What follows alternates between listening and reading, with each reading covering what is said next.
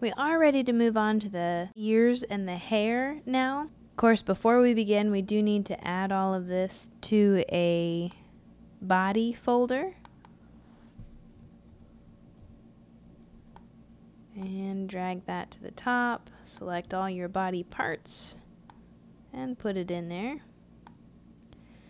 But before we begin this, I do want to note that I feel like the head is really high compared to the body. Like the neck just seems abnormally long. So I'm going to select the head, eyes, nose, mouth, shift and click, and if I go to my move tool, I can just press the down button and bring that down a little bit to where I feel like it's a good spot. Now for the ears, if you have a girl, you may not have to worry about the ears as they are often covered by hair. If you have a dude, you will have at least a hint of an ear, if not a full ear, depending on the hairstyle. So let's talk about ears real quick. First thing to note is that ears are kind of behind the head.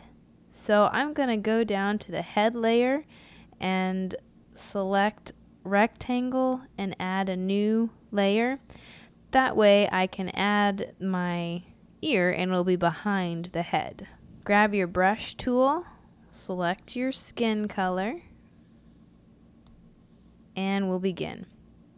The ear shape kind of makes a warped C shape. So it'll be something like this, and let me turn on my background so you can see. I'm also noticing that might want to turn up my opacity and my flow, but it'll look something like that warped C or maybe a cursive E almost. But that's going to go in between the eye and the nose level. How big it is kind of depends on what you want. A real ear is this big, right at the eye level to the nose level.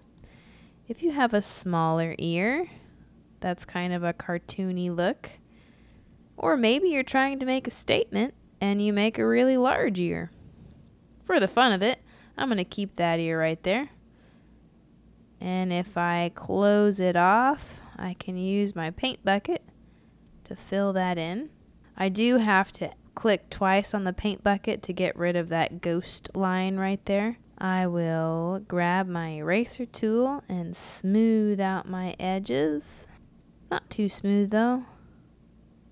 Now if I decide I don't want my elephant ears, I can Command T, because that is a pretty good shape there. But I am going to keep my elephant ears because I think it's funny. And if I Command J, I'll copy that ear, Command T and right click and flip it and drag it across the exact same way I have been with a lot of my other features. And if I have my move tool, then I can still adjust it when I quit the transform mode. Alright, now here you're going to have some light on the ears. Grabbing your gradient tool, let's grab some, let's select the ear that you want to work with. Grab your wand tool, select, and I'm just going to add a little bit of light to the top side and maybe a little bit over here. And then to my shade, you'll have shade on the interior, not too much, but a little bit, and across the bottom as well. Oops, not like that though. If I Command D, it looks like that. That works pretty well. Remember, we're not trying to make this super realistic. We just want to have a hint of shade on there. Same thing here, and grab your right layer and wand and click. And since this one is on the shaded side, it will be quite a bit darker. But there might be a little bit of shine right on top. So you can add that in. And there you go. That's about as simple as an ear can get.